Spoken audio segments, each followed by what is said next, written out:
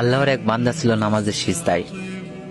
আল্লাহর ডাক দিয়ে বলে, বান্দা, তুই যতই নামাজ পড় আর যতই সিজদা কর, তোর ঠিকানা জাহান্নাম। এ কথা শুনে বান্দাটি বলতেছে, আলহামদুলিল্লাহ। আল্লাহ বলে, এই বান্দা, জাহান্নামের কথা শুনে কেউ আলহামদুলিল্লাহ কয়?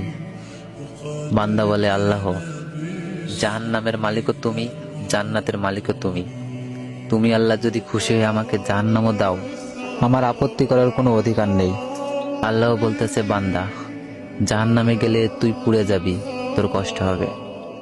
বান্দা বলতেছে, আল্লাহ, কষ্ট শুধু আমার হবে না, তোমারও হবে।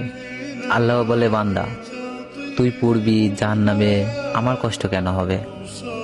বান্দা বলে, আল্লাহ, মায়ের কোলে সন্তান যদি পানিতে পড়ে যায়, তাহলে দুনিয়ার কোনো মাই যেমন দূরে দাঁড়িয়ে থাকতে পারে না, দৌড়ে গিয়ে